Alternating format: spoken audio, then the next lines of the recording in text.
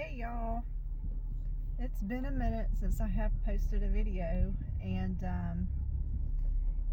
forgive the sunglasses, but I didn't put makeup on this morning, so I'm going to spare you guys as much of this as I can. I wanted to come on today and give my thoughts on Charlie Kirk. And I know everybody's doing videos, but one of the things that we have to come to realize is how powerful our voices are. And when we sit back and we don't push back against the lies and the evil that we see and hear every day, we're being complacent. And I started my YouTube channel to have a hobby. I didn't start it to become YouTube famous or to get likes or subs. You know, if that happens, that's all great. But that wasn't the purpose. And I was watching a very popular YouTube channel the other day. Actually, this was just yesterday. And my comment on his video was, I don't care what Charlie said about who. Nobody deserves what happened to him. And someone commented on my comment and said, so are you saying this just for clicks or likes, or, what are you doing? And the fact that somebody even asked that is beyond me. I support a lot of other YouTube channels, and this one I've been following for a little while, and I've always commented on his page or on his channel. So this wasn't out of the norm for me to do. And so I wasn't able to tell if he was, on the left and he was just trying, I don't know. But the point is, we all have a voice, and it's time we use it. We have been silent for far too long, and that is one of the many reasons of why we are where we are in society. And I don't condone violence of any kind, so don't get me wrong when I say this, but it's high time that we all start pushing back on what we see and hear that we know isn't right.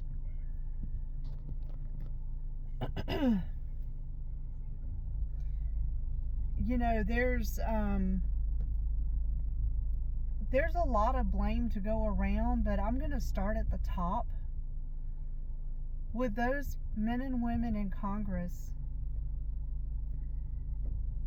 who incited hate and violence on the daily on national television.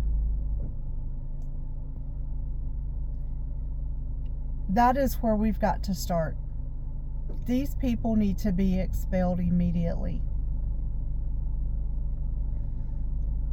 And while I know that my voice does not reach DC, and I know that if it did, my voice wouldn't matter to them, but as a collective whole, it would.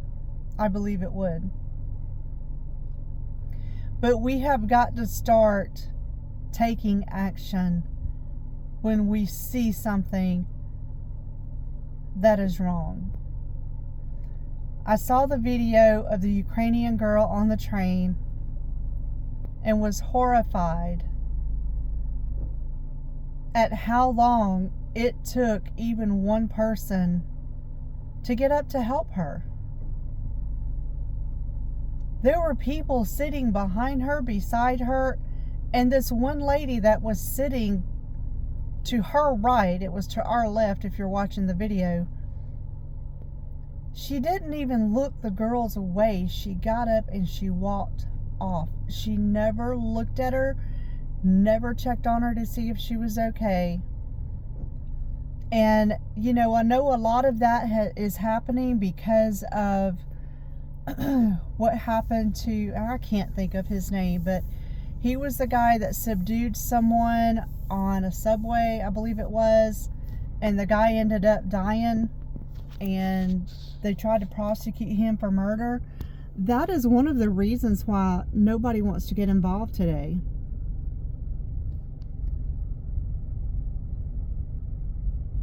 So when we start at the top with Congress, we get all of these America-hating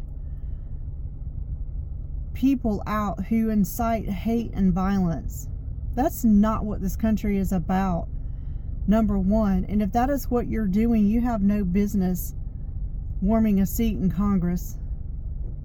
If you were not born here, you have no business warming a seat in our government at all. And, you know, if I take flack for that, that's fine. Give me the flack. But I have an opinion, and I have the right to voice that opinion, and that's what I believe. Ilhan Omar put out a vile video. And she is a sitting congresswoman.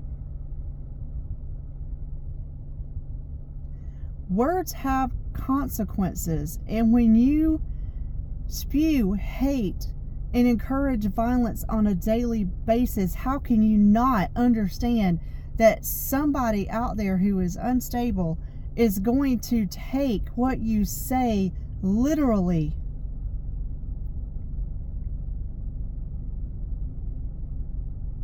They almost took out Donald Trump.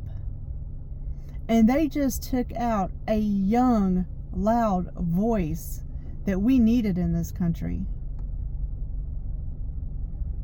And yeah, I say they because they're a part of it.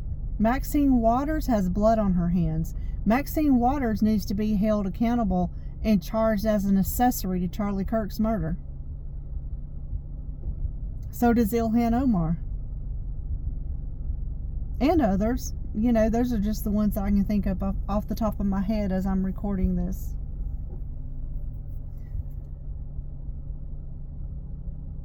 But when is enough going to be enough for you? You know, maybe you don't have a YouTube channel, and that's fine. But how about maybe in the midterms, get off your couch and go vote? We need to show up in droves in the midterms, because I think that's the only way that we're going to get these people out. As much as they deserve to be expelled from Congress, you and I both know that's not going to happen. We need to have people at the polls watching every move these poll workers make.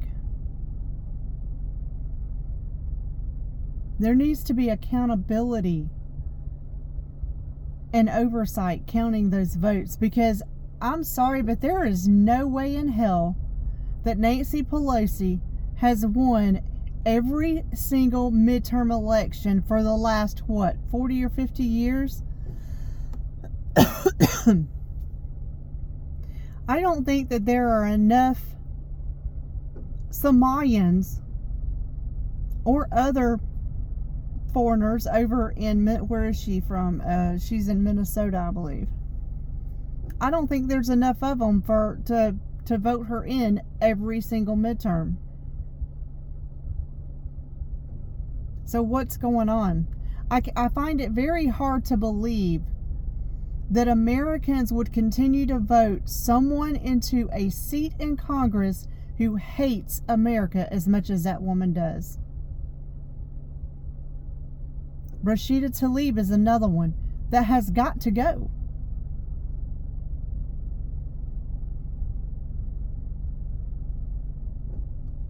And I don't know what the answer. Well, I do know what the answer is. The answer is God. We have got to get God back into our minds, our hearts, and back into our schools and in this country. Because, guys, what we've been doing for the last decade, or hell, for even the last 50 years, it's not working, y'all.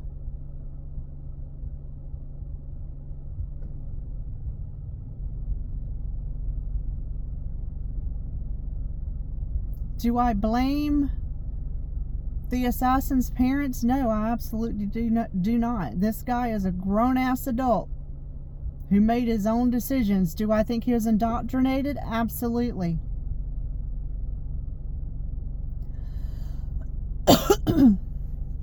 But as much of the left BS that I'm around, I don't act like them. I don't believe like them. I don't let what they say and do influence me. I'm a free thinker.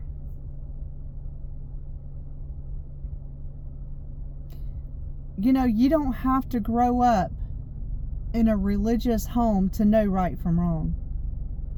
And I think that there's a place in the Bible, and, you know, I'm not a Bible scholar, but I do know that somewhere, and I want to say it's in Revelations, it talks about how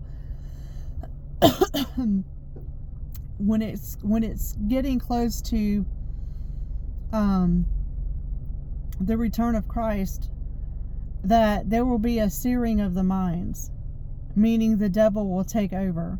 People will be taken over by demons, and their minds will be seared to any kind of influence. You know, good influence. And the things that are happening are so crazy and so evil that I have to believe that that is exactly what is going on.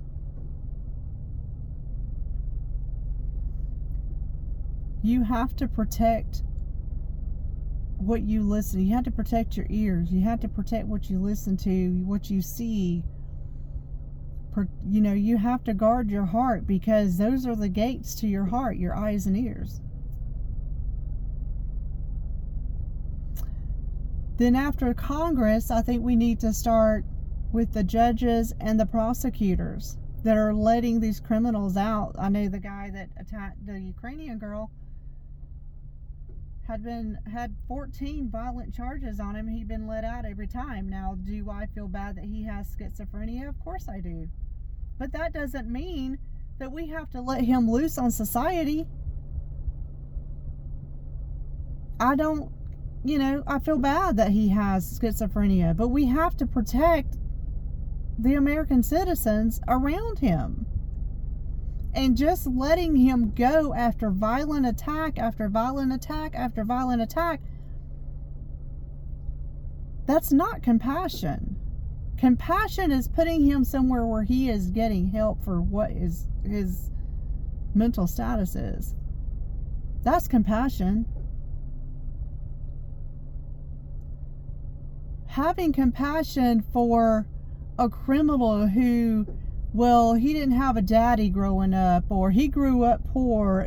You know what? I grew up poor, and I'm sorry, but I don't act like some of these punk ass thugs that I see on the videos today.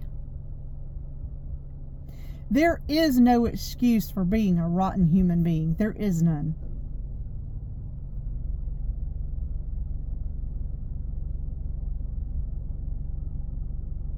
I am sickened by what I see. The videos of people dancing and celebrating the death of someone. And if you've watched my other videos, you probably know that I have a very diverse family. My stepdaughter is biracial. And she put up a memorial photo or something of Charlie Kirk and his family, and talked about how heartbroken she was. And she's a Christian. And I could not believe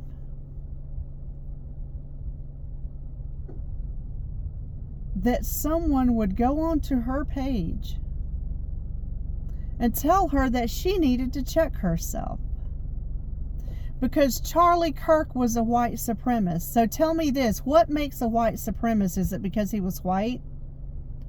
Because I know that there is not a single instance that you can tell me that Charlie Kirk did or said that made him a white supremacist. Not a single one of you can give me one example. She also said that Charlie Kirk spewed hate. No, he did not. That is a lie as well. And if you go and start doing some research on this man for yourself, and you listen to his speeches and his events yourself, and stop listening to everything that everybody else is saying, because I'm telling you something, they're just trying to rile you people up, and it's working.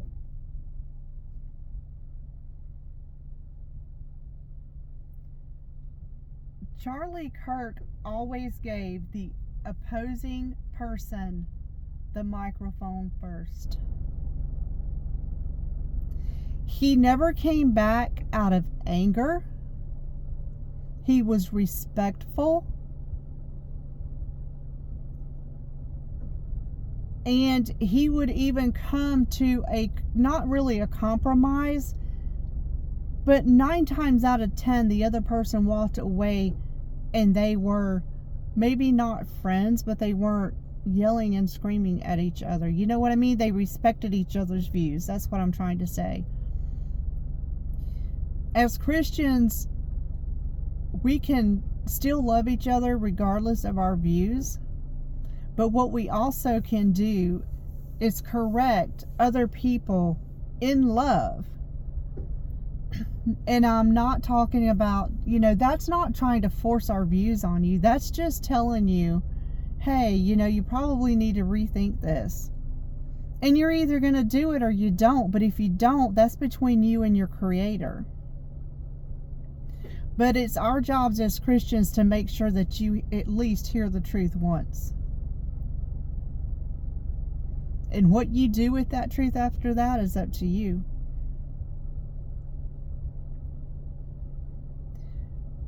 I don't hate anybody. And I don't disrespect anybody. If you show me love, I'm going to give it to you right back. I don't care what your ethnicity is. I don't care what color your skin is. I don't care what your religious beliefs are. I don't care what your sexual preference is. None of that matters to me. But I am going to conduct myself in such a way that when you look at me, maybe you start questioning yourself. When you hear what I talk, when you hear what I say, and you see how I treat others, that is a reflection of God and who Christ is. Because I'm not perfect, and God knows I am not a perfect Christian. But that is one of the miracles of God, is every day when you and I wake up, God's mercies are new every single morning. He never gets tired of forgiving us. He never gets tired of having mercy on us and giving us grace.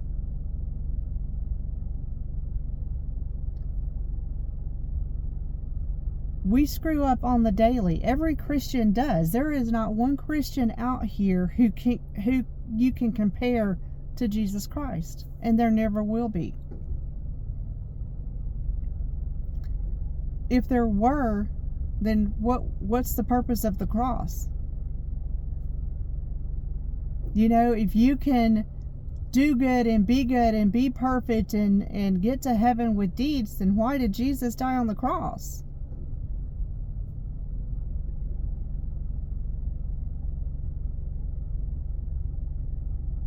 I'm glad to see people on the left coming over and leaving the Democratic Party, because it is nothing but pure evil. It is not the Democratic Party of your grandparents anymore. It's nothing but vile hate, violence, evil, destruction, and chaos. That's all they have left. And I welcome you. If you are walking away from the Democratic Party, I welcome you over. But don't forget Charlie Kirk at the midterm elections. that is going to be where you're really tested. And that's how you're going to show the rest of us how serious you are. Because if we're all serious and we're all banding together and we're all going to fight this fight, there shouldn't be a whole lot of these